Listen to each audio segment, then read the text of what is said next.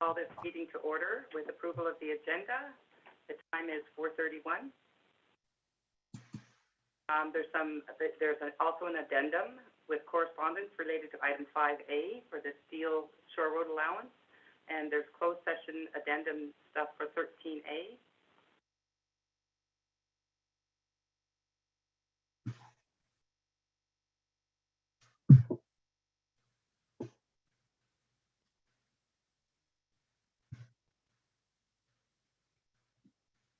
Concerns with the agenda? Anyone have any concerns with the approval of the agenda? Everybody's in favor of approval of the agenda with the addendum?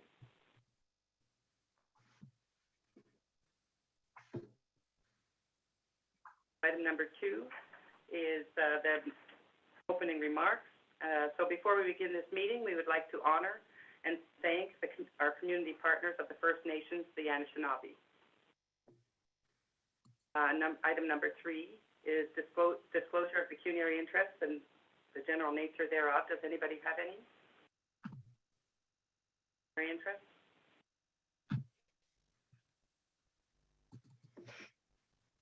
Okay, item number 4 is adoption of the minutes. That the Council of the Corporation of the Township of Seguin does hereby adopt the minutes of the regular and closed session meetings of the Council held November the 1st, 2021, as circulated. Ed, could you move that for me, please? Yes, I will, Mayor. I so move that motion. And can you second that for me, Darryl? I'll second that motion. Thank you. Favor?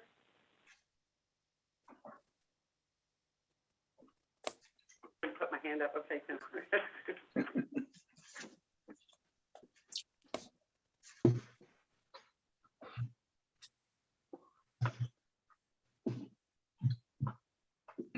Number 5. Council will now consider the following Shore Road Allowance applications. Shore Road Allowance application number RAS 2013-0013H for Steel, Lake Joseph. Shore Road Allowance application number RAS 2021-0002F for Barrie, Rankin Lake. Bylaw number 2021-079. Have there been any written objections received related to these applications? Written objections to Shore Road Allowance application number RAS 2013-0013-H Steel have been received from Peter Zimmerman, executor for Anne Marie Schmidt, owner of the property at 8B Canosa Road, and from John Jackson Planner, Inc., on behalf of the representative of the estate of Anne Marie Schmidt.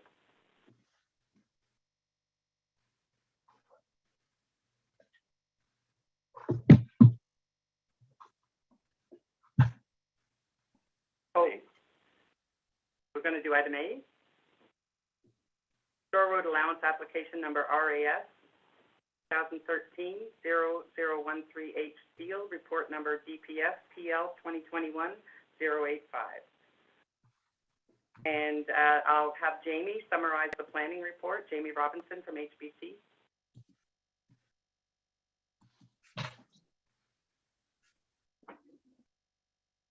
Actually, Madam Chair, Lauren is going to take this one. I'm here for some support, but Lauren's going to run through the application for you. Thank you. Thank you, Your Worship. So with respect to the Steel SRA application, the meeting today is just the public portion of the process with the recommendation report to be brought forward at a future date. Just for a little bit of background, a previous information report was brought forward to Council. That included the original objection from the owner at 8B Canosa Road. At that time, Council directed staff to move forward and initiate the public notice process, which we are doing today. There are unique site characteristics to this one, including vegetation, location of shoreline structures, and existing lot line projections. The meeting today is an opportunity for staff to hear comments and to take them into consideration prior to bringing forward a recommendation report. No. I believe we have Mr. Steele in attendance as well. Discussion on the,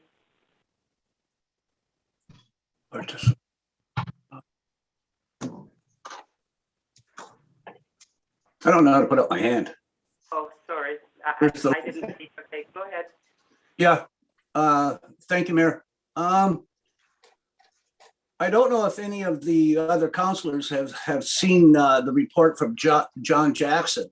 But it seems to reflect, to me anyways, that that the steel application will actually take land away from the Schmitz. If they were to if we were to pass the shore road allowance to them. And I'm thinking, as I look at this, I don't think it'd be fair to the Schmitz if they were going to lose part two of their land holdings.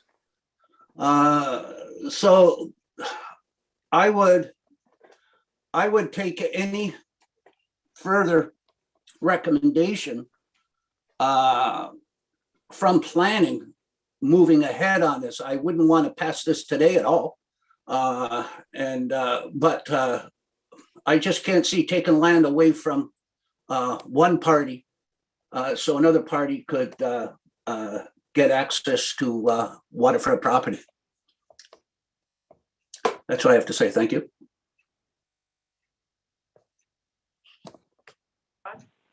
Osborne? Thank you, Mayor. Thank you, Mayor. Through you to Lauren. Lauren, on figure one, the key map figure one, where the hashed subject lands lot is marked. So looking at the lower line of the hashed area, would this shore road allowance bear a continuation of that lower line on the hashed area? Or would it be altered, I guess, to the north somewhat? Through your worship to Councillor Osborne. So on figure one, typically what happens is the lot line projection would just follow the straight line. If you look at figure two, what they did with the survey, they didn't follow the straight line. They actually did deviate it a little bit to allow the Schmitz a little bit more land.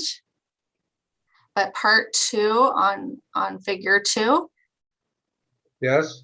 is the projection that they're proposing today. So is part two on figure two the same as the hashed area on map one? So the hatched area on figure one, if you look then at figure two, it's part one that's highlighted there, and then part 9 down below it.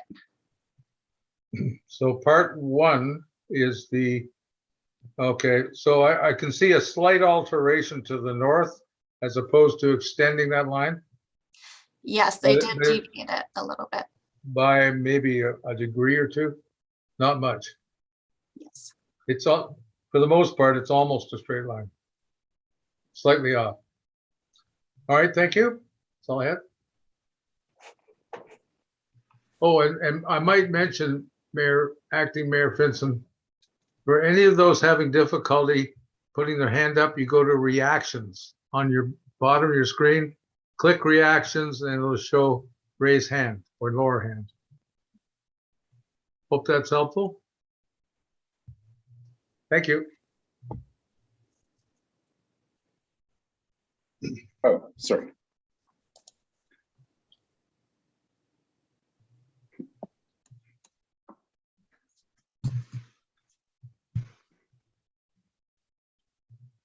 Okay, can I ask a question? Okay, thanks.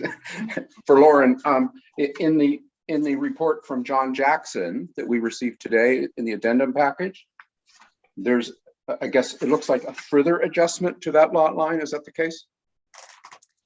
Through your worship to Councillor Coles. I believe that is what John Jackson is proposing. If council does go ahead with that, if that's the case and that's what council decides, a new plan of survey would have to be completed. Yeah, so I would, from my perspective, we typically do allow people to, landowners to own their waterfront property. That's legislated and appropriate. And it seems to me if the parties agree that this would be a good solution, as proposed by John Jackson. Noted, thank you. Thank you.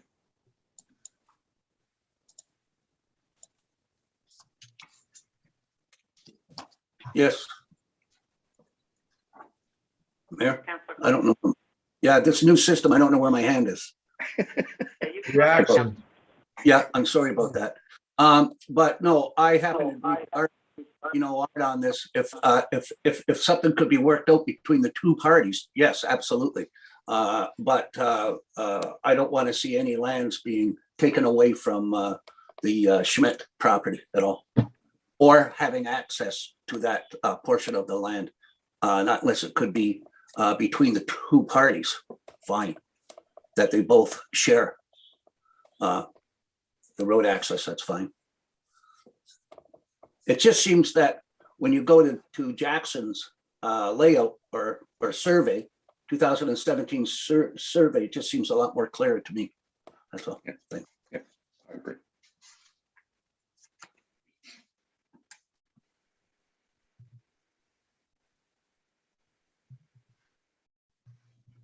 Question?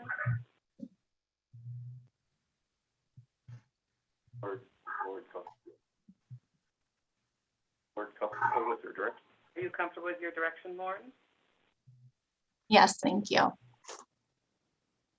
Can you hear me, everybody? Am I too quiet? Odd.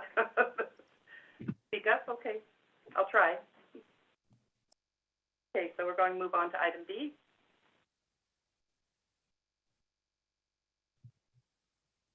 Road allowance application.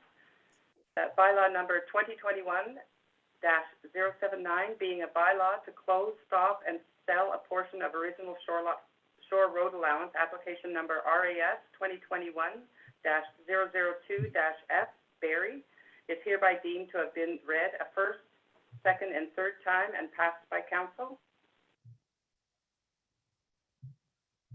Move that, Mr. Councillor Coles?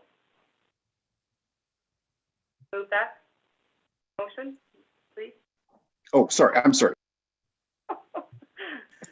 Sorry, Gail. I'm not used to having you as mayor.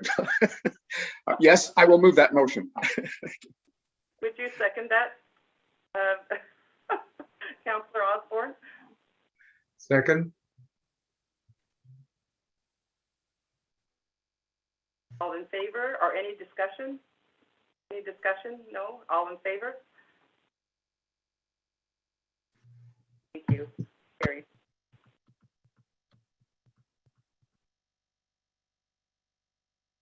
Now we move on to the delegation.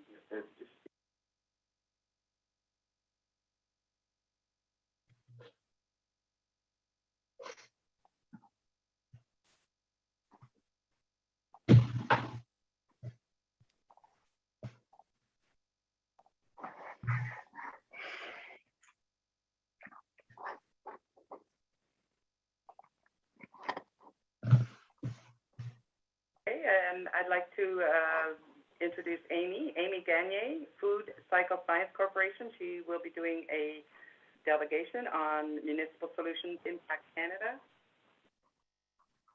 Hi, Amy. Hello, can everybody hear me properly? Yes, perfect. So I'm just going to share my screen. I do have a presentation, so just one moment, please.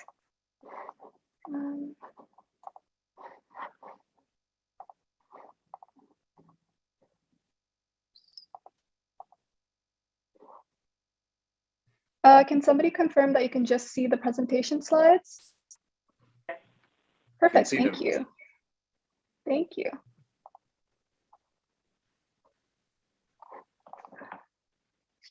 Great. So hello, Mayor, Acting Mayor, and Council. Thank you for having me this evening. My name is Amy Gagnier. I'm the Project Coordinator for Municipal Solutions, and I'm here on behalf of Food Cycle Sciences Municipal Solutions team. And I'd like to do a presentation of approximately 10 minutes and leaving a couple of minutes at the end for some questions. So a short overview of who we are. Food Cycle Science is a Canadian company. We're 100% focused on food waste diversion solution using our innovative technology called the Food Cycler. So our in-home food recycler is sold direct to consumers through partners like Vitamix and Breville, and to municipalities through Food Cycler Municipal. Our municipal solution team work with many small, rural, remote, and northern communities where curbside green bin collection is challenging to implement, or where landfill space is limited and ways to extend its lifespans are being considered. As of now, we have partnership with 20 municipalities across Canada, so from Nelson, BC, up to Hay River in Northwest Territories, as well as several nearby communities like Algonquin Highlands, Killarney in Ontario, and 6 different provinces and territories. So what is the problem with food waste? Contrary to popular belief, it is actually household residential waste that are the largest contributor to food waste. In Canada, the equivalent of 40% of food is produced annually along the value chain is wasted. Much of this food ends up in landfill or as compost. This food waste has been estimated to be worth approximately $31 billion each year. However, when all of the food production are factored in, including land, water, transportation, energy, etc., the cost of Canada's food waste exceeds $100 billion annually. Not only that, but with its hefty volume and liquid mass, and our Canadian winter, liquid masses freezes in the winter, which makes it difficult to process and transport. And on top of that, food waste in landfills is responsible for generating harmful greenhouse gases that contributes massively to climate change. So with all these factors in mind, it is estimated that over 63% of food waste is actually avoidable in Canada. So why aren't we doing anything about it? All of these factors makes it that food waste is a problem that has a strong municipal impact. One of the impacts to municipalities is that since food waste makes up such a large portion of our waste stream, it's causing our landfills to fill up extremely quickly. Operating a landfill is costly for a municipality, so we want to extend the lifespan of our landfills for as long as possible. The environmental impact is that organic waste in landfill produces methane gas, which is many times more harmful than CO2. And to put that into perspective, taking 1 ton of food waste out of the waste stream is equivalent to taking 1 car off the road for an entire year. And in our communities, putting food waste in the garbage causes odors, which is unpleasant for humans, but of course interesting for animals like bears and raccoons, who loves to rummage through our trash. Removing food waste from garbage eliminates these issues and reduces volume. For the municipality, this would save on disposal fees and save spaces in your landfill. And for residents, fewer trips to the landfills are needed, and they'll spend less on excess garbage tags or fees.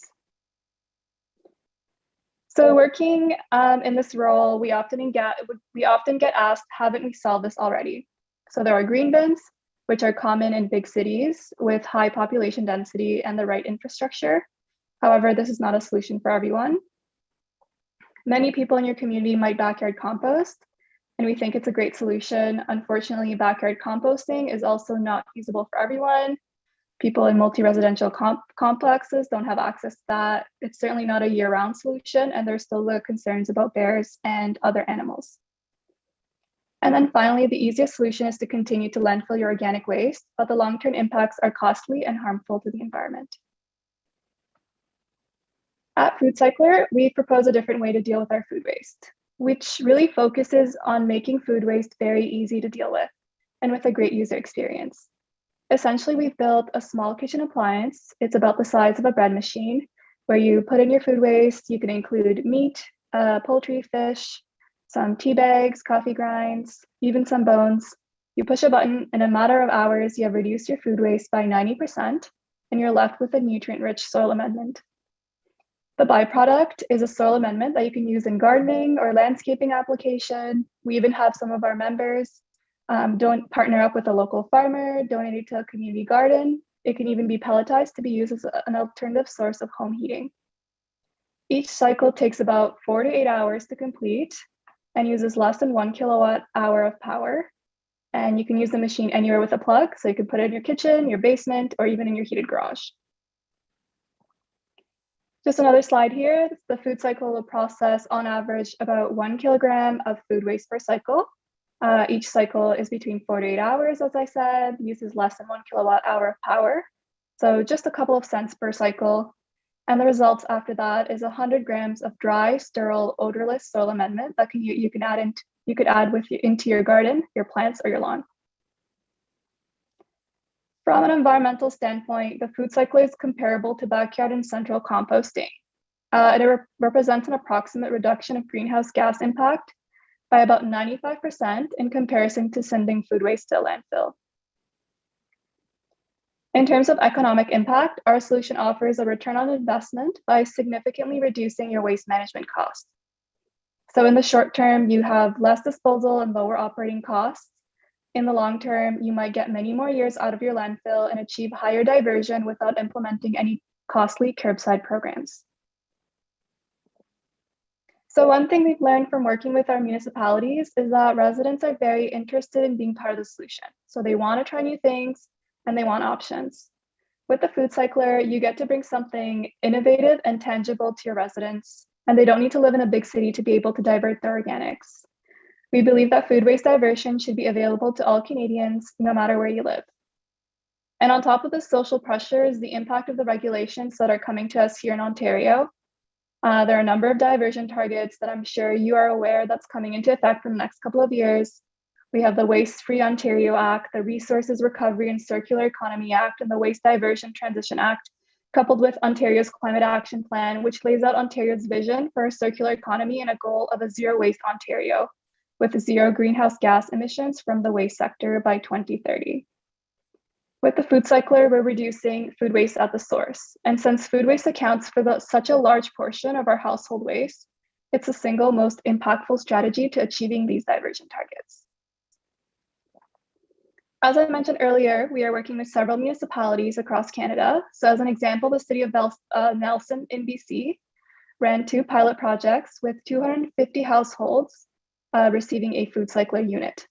The results were overwhelmingly positive with an average rating of 4.5 out of 5 stars and a significant diversion of food waste. Following the success of the pilot, Nelson actually voted to put a food cycler in every home in their city of 10,000 people. So a few months ago, Food Cycler was selected as a semi-finalist for the Impact Canada's Food Waste Reduction Challenge. It's a 3-part initiative from the Government of Canada to reduce Canada's food waste. So as a semi-finalist, we were awarded $100,000 in prize and tasked with finding Canadian municipalities as implementation partners.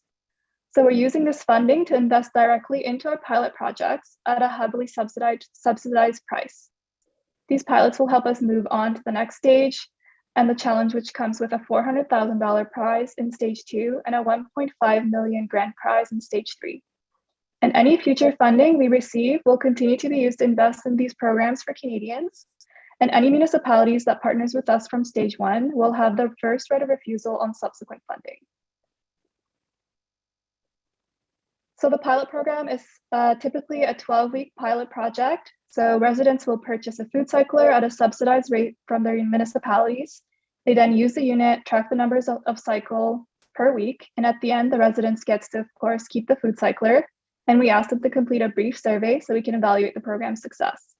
The results of the survey are also sources of valuable data that can be used to support future municipal waste management decisions. At the final stage, we are also pre-approved for the FCM's Green Municipal Funding, so we're also open to exploring additional funding opportunities. So here's the overview of how the funded programs are laid out, so including our pilot size recommendation. For a municipality of your size, we would recommend a 100 household unit pilot project. The funded pilots work based on a subsidy model where Food Cycle Science provides a discount. We then add the federal investment from Impact Canada to get the price of the unit reduced by 50%. We then ask the municipality to subsidize the cost by $100 per unit plus shipping. So the residents only ends up paying $150 for a $500 machine. And remember, after the 12-week pilot, it's theirs to keep. Again, I'd like to highlight that these are recommendations based on our experience, and we can always explore other program sizes or adjust the subsidy amounts in a way that is tailored to your needs or budget. Finally, municipalities will often bear the material and financial burdens of climate change. And with more at stake than higher levels of the government, we believe that municipalities have a unique position in fighting climate change. So we would welcome the Township of Seguin as a partner in this food waste challenge, as we believe that your community is a great fit for the benefits of this program. So thank you so much for allowing me to present this to you today, and I'm prepared to answer any questions you may have at this time. Amy, let's start with Councillor Moffat. Question for you. Thank you, Councillor / Mayor Finson. If you look over my shoulder, you see a box, and that box is that your product. And I purchased it. I also claimed a rebate through the township, and it is well used and an excellent item. But I have one question. It's small, and it doesn't take much to fill it.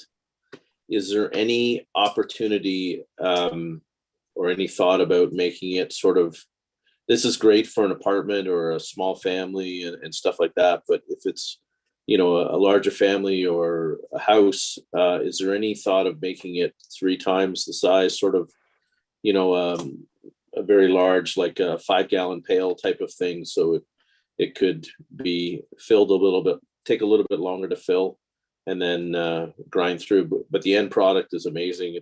It just goes into your plants. Councillor Coles, you would love it. You could put the material into your plants in a way they would be a lot brighter than they are now. But is there any thought about making it any larger, or as part of your research? Yeah, thank you, Councillor, for your comment and your enthusiasm. So as of 2021, we only have one model of food cycler, but we are working on our next model, which is going to be launching in 2022. It's called Hippo. So we're definitely working on having, you know, larger portions. We do understand that a lot of, you know, households has families, and we do produce a lot more food waste than someone who lives alone, for example. So we are definitely proactively working to expand and explore options. We're looking to see how we can accommodate bigger households and even potentially smaller businesses. The solution we have for now is just, you can always purchase. I have 2 buckets. I just have one, and then I have 2 that's like ready to go right after I finished using up one. But yeah, we're definitely looking for, you know, better options. And 2022, we're looking to launch our, you know, more efficient model. So That's great. Thank you very much. Thank you. I look forward to it. Osborne? Thank you, Acting Mayor. Through you to Ms. Gagne, is it? Yes. This is music to my ears. For years, people have been telling me to compost. And I'm not the kind of guy that wants to attract unwanted animals. Not that I don't like them. It's just I don't want to encourage a nuisance. This is the cat's meow. First question, you're a not-for-profit or a profit corporation?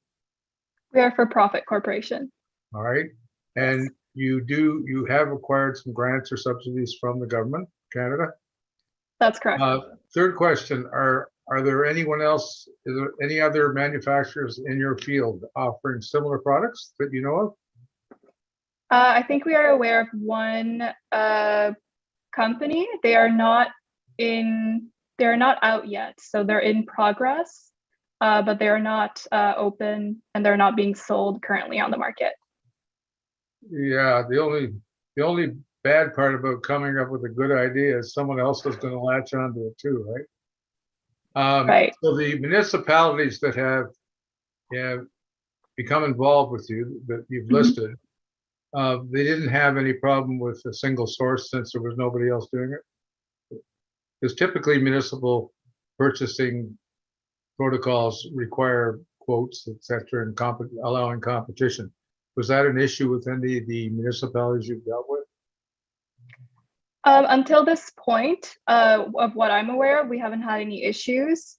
We are like the first, our companies is focused on municipal solution rather than just like residential or for, you know, sustainable lifestyle for like one individual. So we're very much focused on providing a municipal solution for food waste diversion.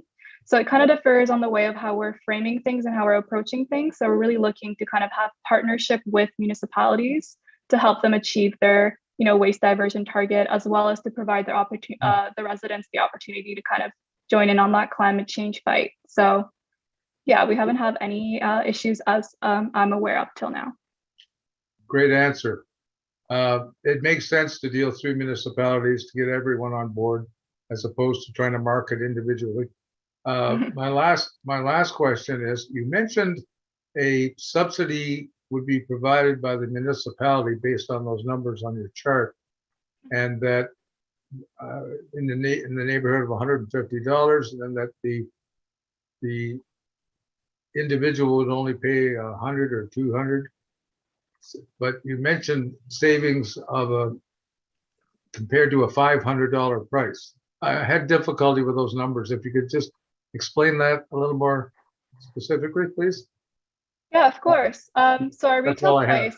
price. No, thank you so much for your question.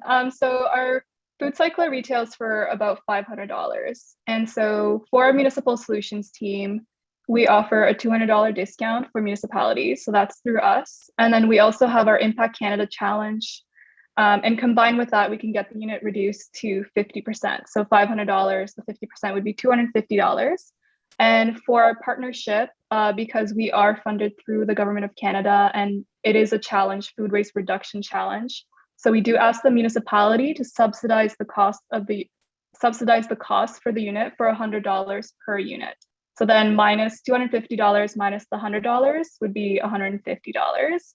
And so the end cost to the consumer would be $150. Yes, plus tax. Through this pilot program, right? That's correct. Okay, very good.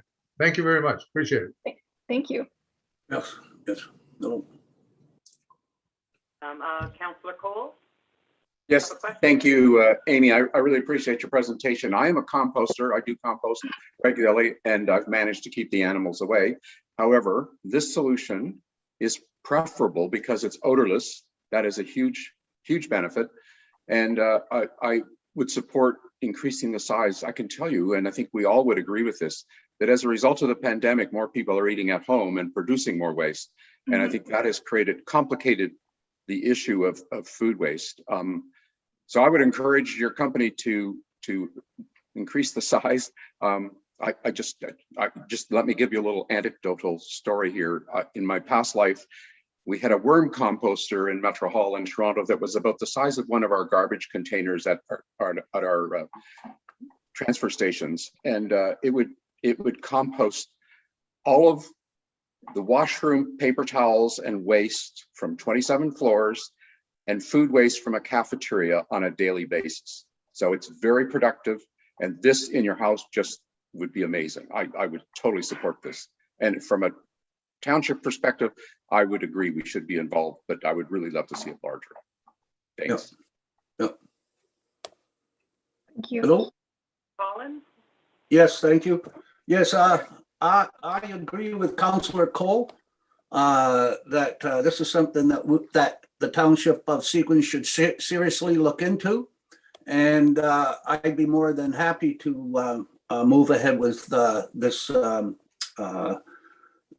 the food cycle science. I'd be more than happy to. I would love to have one in my own home. So if I could, if you could take my name and address down, phone number, and if you could send me one, I'd appreciate it. I'll see what I can do. Thank you. Thank you. Thank you. Fellner? You're on mute. Acting Mayor. Amy, just one question, and I think it's a great idea too. I was a little, when I looked at the capacity of it, I felt that it was probably pretty limited, but if you go to your slide where you're with the retail price and then your discount and the municipal subsidy, that slide. Okay, and then over on the left, the program recommendations. So you're recommending for us with the the one over 2,500 residents? Is that what you're recommending? Yeah. Yeah, and then, but then it's, so that's 36 households, but then it's a $5,000 municipal investment. So I guess my question is, if I take 36 times $100, that's $3,600. So where's the other 1,400?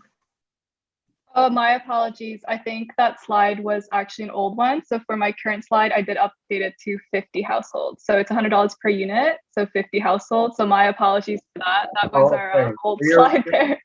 Yeah, okay, so you're recommending 50 households as the initial pilot, and that would be a total investment of $5,000 to the township. Is that correct? So our recommendation is based on what we have done so far. So for example, I think Trent Lakes has about 5,500 residents and they opted for a 100 household pilot. So I believe your population is about 4,200 or 4,700, 4,000, somewhere in that area. So we do recommend the 100 household pilot project. We haven't had any issues with finding participants or registration. We do offer, material marketing promotions. So we're here every step of the way to help you find interested participants. But again, we're open to any, again, these are just our recommendations. So we're open to, whatever that might fit your needs and budget. So you can do the 50 households, you can do the 100 households. Our recommendations on the list based on our 20 municipal partners is 100 households. Yeah. Okay, and then based on, so then if we go to, let's assume that we get involved in a pilot, which makes a great deal of sense to me as well. So assuming we get a successful pilot of 100 people, 100 households, and we find the demand is, we've got virtually every island owner and, we got hundreds of people that want these things, then what's the cost to them for the subsequent machines? So the ideal scenario, so like our end goal and the point of this pilot project is to have a full rollout like the city of Nelson. So once you finish our pilot project for 100 households, for example, you can always order another 100 for households and redo the pilot. Or you can join and do a full rollout and have a food cycler be available to every home and provide food waste as a municipal solution. We are pre-approved for the FCM Green Municipal Funds. We do have partners who are going through that to get funding. So they fund over, I believe, 80% depending on the pilot project. And so we're open to kind of exploring these funding opportunities with you as well. The only thing that I have to say other than that is that the food waste reduction challenge, so stage 1, the challenge ends on January 10th. And so the funding we received would be ending by the end of the year. So we are looking for a commitment to participate by the end of the year in order to secure the Impact Canada funding. The pilot can start anytime you want. So I know you have a pretty large seasonal residents. So if you're looking to kind of have more people involved, you can always start during cottage season. You can pretty much start anytime you want. And we are always, of course, happy to explore options with you. So just to take note of that Impact Canada funding, so that extra subsidy for each residence is only available until the end of the year. So we're looking for only a commitment. So nothing, not necessarily a pilot project that starts right on January 1st, but that is what we're looking for. Yeah, okay, excuse me. And one final question. So on the anticipated larger version, do you have any idea of where the cost structure of that unit's going to be? Larger units. So are you asking for a full rollout or just for like an additional $100 units, like an extension? No. What I'm asking is once you make a larger model, like you've got a large model in development. What do you anticipate the cost per unit would be for the larger unit? We unfortunately don't have any information on that yet that I can share. But our director did say that if you do commit to participate in this, we can always actually provide you with the newer model instead of the older one. So if you're planning to start maybe in March, and if our newer model is available, then we'll obviously make a deal with the newer model instead of the older model. Okay, thank you. Thank you very much. Thank you. Fellner, Dermott? Amy, I thank you very much for your presentation. I have one. And unfortunately, I also spent $500 for each of my kids to send them to them out west. And one of them has 4 buckets going. So that is a way to compost a whole lot more. And it's an amazing product. What I suggest we do is refer all this information back to staff to come back to us with a recommendation. I think food waste is an issue and we need to tackle it. We are an environment first community, but at this stage, I think the devil's in the details, and that's where staff comes in. So that's what my recommendation would be. You heard it from Councillor Collins and some enthusiasm from other people. Let's see if they can get a recommendation to do a pilot before the end of the year. Of course, thank you, Mayor. And we're always happy to help. So if your staff needs any additional questions, we're always happy to set up a meeting. Mayor McDermott, do you have another question, Councillor Osborne? Yes, Acting Mayor, I do. Because time is of the essence on the funding, Amy, it would behoove us to act before the end of the year if we were going down this road. If though, because of the availability only of the existing units, could there be some application of a credit once a newer model comes out for people to trade up? Is that a possibility? Or if you can't answer that, maybe you can take that back to your boss? Yeah, I will definitely take note of that. And I think, as I've said, if you were to commit this year and if we did have a newer model available, our team has talked about essentially providing you with the newer models instead of the older model. So depending on when you start with the pilot projects. So I'll definitely take note of that, and we can see if there's something that we can work out. So if we, just to follow up, if we were to make the commitment before the end of the year on the program, and you mentioned the program can start when we choose, if we delay it long enough into the spring, maybe the newer model might be out by then. Is that what you're saying? That is what the information that I'm receiving, of course. I haven't necessarily confirmed with our engineering team how the process and the manufacturing is happening. So I can't give you any specific details on that, but that is what. Okay, I'm sure you'll get back to us. Thank you. Thank you. One more question. Just one more question on this subject, Jason. Thank you, Madam Chair. Appreciate the enthusiasm, and thank you very much, Amy, for the presentation. I agree with Mayor McDermott's comments that if Council, I see the excitement Council has around this, and my suggestion is to refer this back to staff. We'll undertake some further due diligence and analysis and report back to Council on what the appropriate next steps would be in due course, if acceptable for Council. Of course, thank you very much. Any other questions? I think there's no more questions, but thank you very much for your presentation. It was wonderful. Thank you so much. Have a wonderful evening. Thank you. Bye. Number 7, staff reports. Council of the Corporation of the Township of Seguin does hereby receive the staff reports as presented on the agenda for November the 15th, 2021, meeting of Council. Somebody's moved, is that what it is? Councillor Coles, will you move that? I will so move. Councillor Fellner, will you second that? I'll second that, Mayor.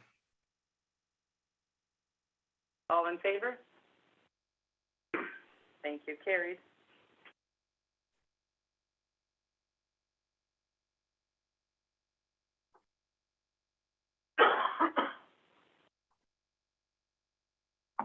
Sorry.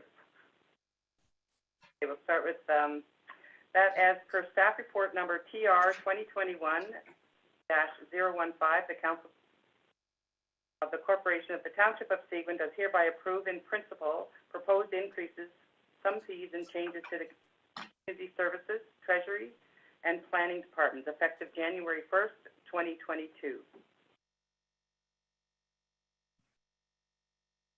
Report should. Okay, and Michelle will summarize for us. Hi, Michelle. From Newton. Not my computer. It's There not you my go. computer, sorry. This is Okay. part of the 2022 budget process to review fees and charges. If council agrees with these changes in principle, we'll bring a bylaw back to council in December, and these changes will be effective January 1st, 2022. I ask for a mover now. Councillor Moffat, will you move that? I so move that motion, acting mayor. Councillor Collins, will you second that? I'll second the motion. And any discussion? Oh, I see Jason has his hand up. Go ahead. Thank you, Madam Chair. Just wanted to identify for council that while we have brought in the user fees and charges as a part of this process, you'll note that, you know, generally speaking, the changes are a little less than that of inflation. And in the case of the planning department, those recommendations being presented today are in line with the service delivery review that was completed in 2020 to start the process.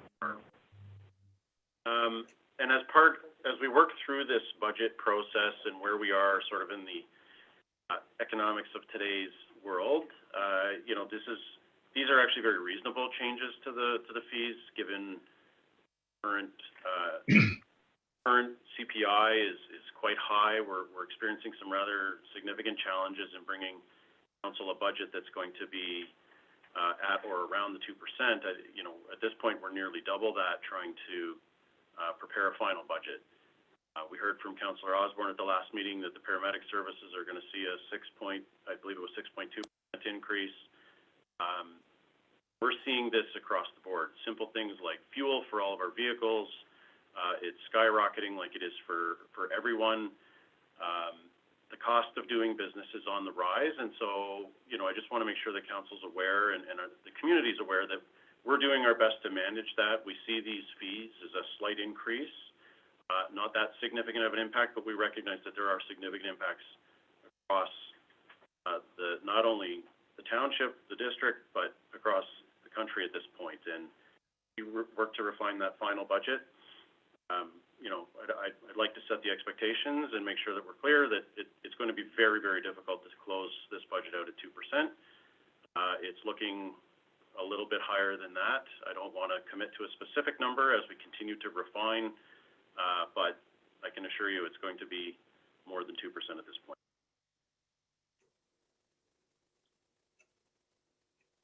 If I ask any more questions, I think I didn't finish. And I read the resolution, and I'm going to read it over from the beginning, if that's okay. That as per staff report number TR 2021-015, the Council of the Corporation of the Township of Seguin does hereby approve in principle proposed increases to some fees and charges in the community services, treasury, and planning departments effective January 1st, 2022.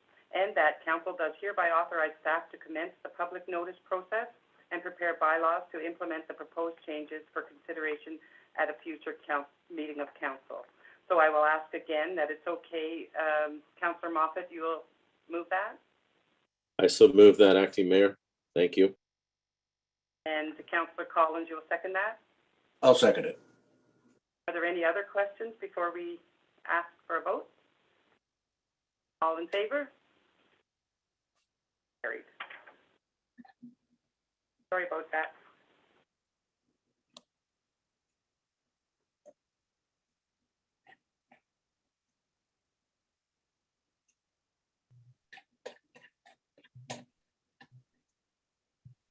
Is that it for staff report?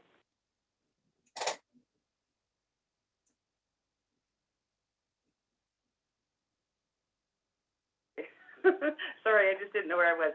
Okay, now I know. I'm on, Business. number 8. Okay, there's a resolution, that the Council of the Corporation of the Township of Seguin does hereby authorize the following members, and I guess I have to ask who's gonna go first. Do I have to ask who's gonna go? No? The following members of council to attend the 2022 Annual Ontario Good Roads Association Conference being held at the Fairmont Royal York Hotel on February 27th through March the 2nd. So now, do I ask who wants to go? Who would like to go to this conference? I know I would like to go back to this conference. Mr. Coles? Councillor Coles, anybody else? Terry's got his hand. So what do I do now? Excuse me, Terry, yeah? You got Terry as well? Sorry. Dave, did you put your hand up, Terry? Okay.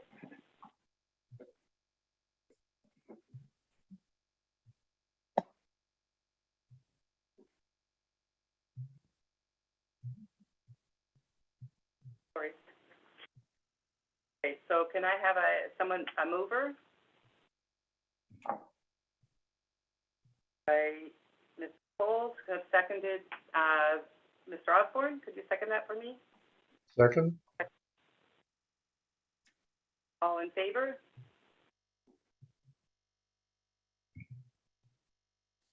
Peppers, right? Peppers? Peppers out there, right? Yes, 3, yes. All right, excited, I'll take that.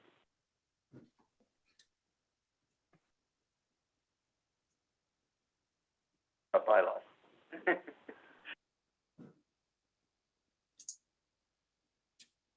Now we are on bylaws, number 9A. Do I read it right away? So that bylaw number, yes, 2021-093, being a bylaw to establish a wellness center and pool reserve, is hereby deemed to have been read a first, second, and third time and passed by council. Would you move that, Councillor Collins? I so move, Mayor. Would you second that, Councillor Moffat? I'll second that motion. Thank you. Ask for Michelle will speak to that. Michelle will speak to that. Okay, would that please, Michelle? Thank Absolutely. you. I forgot your name for a minute. Sorry. I've only been gone 5 days. Go ahead. As we start to move into the pool project, we expect that there is going to be some ongoing cash calls. And as it stands right now, there is nothing in our budget to deal with these cash calls. At the same time, we do have some pretty extensive COVID funding that we will do our best to maximize the use of by the end of the year. So I expect that we're going to have a fairly significant surplus this year, mainly from using that COVID money. What we will probably be looking at, and we'll come back to council with actual dollars, is moving that surplus into this reserve for the pool so that the future effects on the ratepayers can be minimized. So in order to do that, we have to have the reserve set up, which is why you have this bylaw in front of you today. Good thinking. Councillor Osborne? Yes, thank you, Mayor. Michelle, to what extent will the reserve be built and how, do you have numbers? No, at this time, I do not. It really is just, it's a tool to start planning for that. But we're just agreeing that we need to set up a reserve at this point. That's correct. No dollars involved until we get further down the pipe. That's correct. Thank you. Any other questions? All in favor?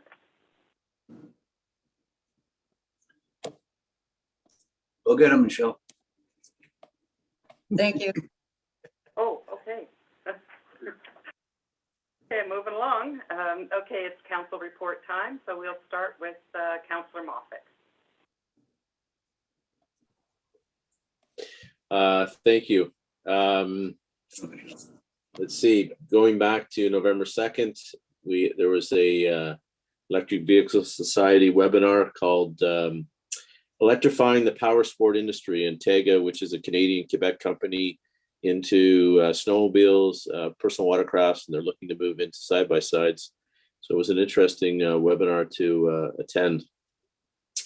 And it was well attended from a number of participants.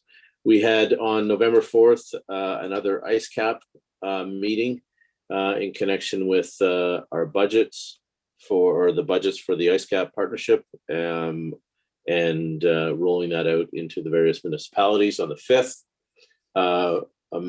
Muskoka Watershed Council meeting, board meeting on the community roundtable, which is still plodding along. November 7th, Councillor Coles and I attended the Foley Remembrance Day service. And I had a picture from 2 years ago, which we had snow on that day. So it was amazing amazing morning, beautiful day to be out at the Pioneer United Church. On the 8th, another Muskoka Watershed Council meeting. On November 10th, I attended the Municipality of Whitestone's Environmental Committee as co-chair of IceCap. We are hopeful the Municipality of Whitestone will be joining IceCap. There is a scheduled meeting that I will be doing a delegation upcoming. I think it's early in December, to make a request to council for them to join. They would be the last municipality in the region that are not partnership in IceCap. We had on the 11th, we had a governance meeting with regards to IceCap. Surprisingly, it's been 2 years since we started IceCap, so we had set in trigger dates to review documents, and we're in the process of reviewing those now. And then on, yeah, that's it. Some questions and comments from residents on garbage, transfer stations, and seasonal roads that I've been back and forth with staff on. So that's all for me. Acting Mayor, thank you. Office. I'm just going to go by how I see the pictures, and I'm going to go with you, Councillor Cole. Going in the order that I see you all. Thank you. You're doing a great job, Gil. Yeah, this hasn't been as busy a 2-week period as previously, but November the 5th, I met with the Belvedere Chair and Don Carmichael to go over some future issues that we have to deal with in terms of the transition of Belvedere to Lakelands and the West Prairie Sound Hospital. A really good discussion. Lots of planning and work that has to take place. Then, along with Daryl, on Sunday, November the 7th, we attended the wreath laying ceremony at the Foley United Church, and that was, as Daryl said, a beautiful day and a beautiful time to be outdoors. Like, it was really very nice. We will have no more ad hoc meetings until December the 8th, as we're waiting for some provincial response and applications to be completed by the West Prairie Sound Health Center right now. It's a big job, and I can tell you that they are up to their eyeballs in getting information forwarded to the province. It's fairly complicated, but that's underway. And then on November the 15th, or today, in fact, I met with a group who are interested in some future development, which I will be meeting with Jason in near future to discuss. So other than that, it's all pretty calm. Other than road issues, Daryl has been fronting a couple of these, and but the road issues continue. That is conversion of the seasonal roads, and that's still an exciting project, which people seem to be totally behind. So, Councillor Coles, I'll go to you next, Councillor Collins. Oh, thank you, Mayor. Yes, I attended the Remembrance Day ceremony in Oroville this year with Councillor Fellner and our CAO, Jason Inwood. The attendance there continues to grow year after year, and I'm thinking maybe in 2022 we're going to have to rent a room at the community center so we can serve some coffee and some sweets and get to know our residents a little bit better, because we all have that in common. All of us there, we're there for one reason and one reason only, was to give thanks and honor our veterans that passed in World War I and World War II. I also emailed Valerie today from our DSAB meeting that we had on the 11th as well that evening. Her CAO report, her November report. So whatever Valerie's going to do with it, put it on our website. It'll start to bring together a more transparent situation between our taxpayers and the DSAB organization, simply because that's our big tax levy is $1.5 million a year, and we really want to know where that money's going to. So this is always a work in progress between her now and our CAO. So hopefully we'll get to the bottom of this sooner than later. That's all I have to report. Councillor Osborne. Thank you, Mayor. I've attended no meetings recently. I do have a concern about our Humphrey Recreation Committee, which is pretty much disbanded now. And I'm going to have a talk, I guess, with our clerk as to how we resurrect it for next year, because that committee is pretty much defunct. I've had quite a number of calls about an issue coming up and closed on a boathouse issue that we'll be discussing. But lately, I've been musing, and it's kind of in keeping with what we just heard from Amy Gagne. Having watched a lot of the COP26 broadcasts that was going on in Scotland, got me thinking, we do a lot of talk about, we have Daryl involved with IceCap, etc. But I'm wondering at what point our municipal, we as a council, with direction to our staff, are really going to delve into what we can do in Seguin with regards to solar, wind, electrification of vehicles that we buy, not necessarily our large vehicles, but our pickup trucks and the other smaller vehicles. And whether or not it's too late now for this year, for 22 budget, whether or not we should be delving into this and get both feet into our footprint. We do a lot of peripheral talk about it. I'd like to see us get really serious, get hard numbers, and actually do something as opposed to talk, because that's all that happened at COP26 was talk. So something for everyone to think about. I've been musing on it, and I don't know what the solution is, but I think we need to have some major discussions in the new year about our footprint. That's all I have. Councillor Osborne. Councillor Fellner. Thank you, Mayor. Since the last meeting, I had another committee of adjustments meeting, 2 applications, both quite minor in nature. As well, I received just prior to the last council meeting, I received an email from the Director of Public Works in regards to the Park to Park program, and in that there weren't going to be able to do any more work on the system this year. And if the council members remember, we had agreed to withhold our funding for 2020 of $20,000 to Park, and then in 2021 we decided to approve another $20,000, but for work in kind. This left us in a bit of a jam because with the uncompleted work, it would be not possible to open some sections up for snowmobiling this year. So I'm asking council, we've made arrangements for some private contractors to come in on weekends. The CAO has been very helpful in getting some help the past weekend with some township equipment, and we had a contractor doing the equipment work, and we got the work done in the east section of the trail, and today Park to Park has some money in the till, approximately $15,000 we approved to spend Park to Park money. Next year, we should be in a better cash position, I think, if the permit sales continue.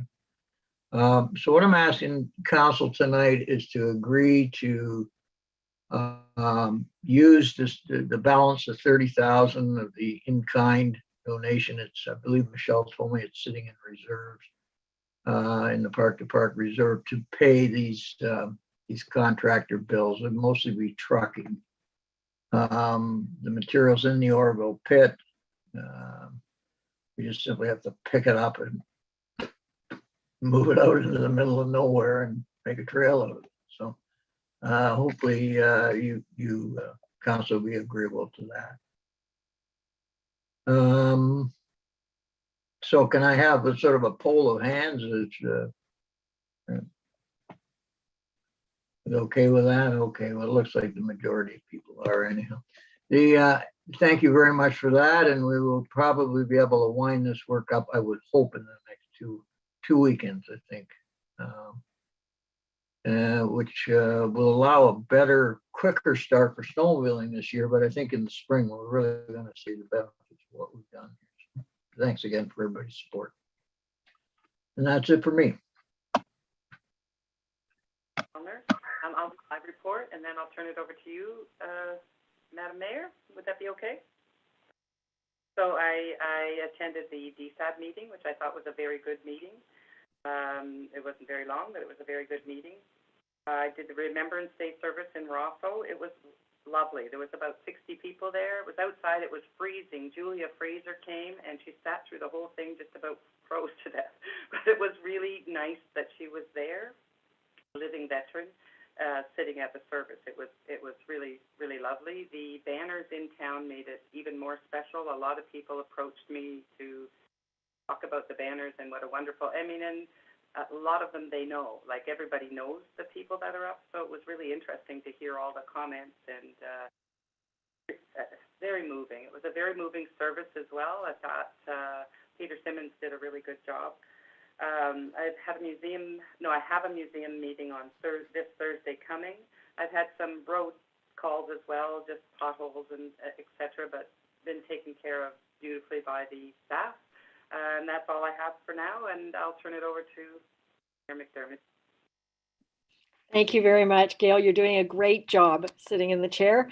And Terry, I want to say a special thank you to you for coming up with unending creative solutions to getting Park to Park moving. Something gets in the way, Terry figures it out a way to get around it, and that's fantastic.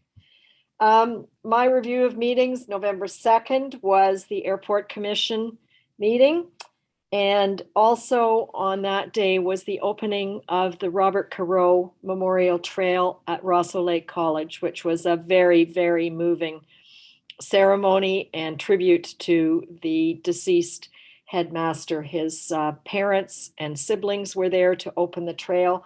I've since received an email from Maureen Caro, his mother, complimenting us on our integrated trail strategy, which she read after the meeting. So it really is something. Unfortunately, that part of the trail isn't yet going to be public because of COVID and the fact that it's on private land and there's the student security issues, but there are some discussions going on about how and perhaps when it could be linked into our trails, maybe certain days of the week or that type of thing. They're working on it. November 5th was the Little Lake Joe Association annual general meeting at noon on a Friday, which I found intriguing, but they had 60 people attend from all over. So I guess Friday at noon is a good time for a Lake Association meeting. That weekend, I spent reaching out to our neighboring mayors about our upcoming ministerial zoning permit, asking for them to support us and write letters of support. And I think most of them are coming. On the 7th, Jason and I, let me turn this off. I thought I turned it off. Jason and I met with David and Karina Crocker. He's the new headmaster at Rosso Lake College. And Cheryl Bissonette, who's the deputy head of school. And they're bound and determined to have more community partnerships. So hopefully that'll go further. 11th was the Remembrance Day service, which Gail has talked about. And then on the 12th, I met with James Cox to plan for the upcoming West Perry Sound Economic Development Coalition meeting. He wanted to have 2 special priorities. And between us, we agreed that broadband and housing were the pressing issues for our region. So I'm waiting to get an agenda from him that's planned for the 30th at night. And that's my report, and I appreciate you taking the chair today, Gail.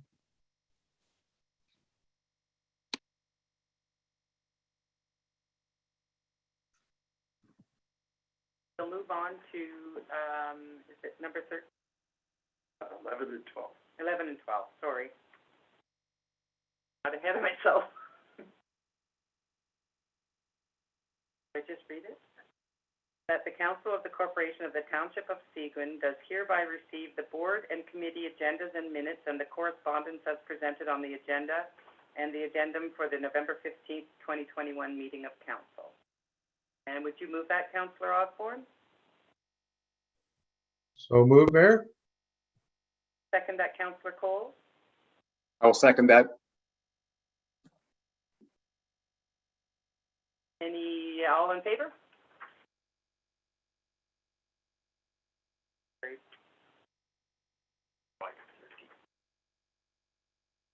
Now, item 13. That the Council of the Corporation of the Township of Seguin does hereby proceed to a closed meeting at 5:44 p.m. in order to address matters pertaining to litigation or potential litigation, including matters before administrative tribunals affecting the municipality or local board related to Ontario Land Tribunal appeal, Barota minor variance application, Exler versus Seguin, 58 Broken Trail, advice that is subject to solicitor-client privilege, including communications necessary for that purpose related to Shore Road Allowance 228 North Sandy Plains Road, a proposed or pending acquisition or disposition of land by the municipality or local board, Shore Road Allowance 228 North Sandy Plains Road. And would you move that, Councillor Moffat? I so move that motion, Acting Mayor. Second that, Councillor Collins? I'll second the motion. All in favor?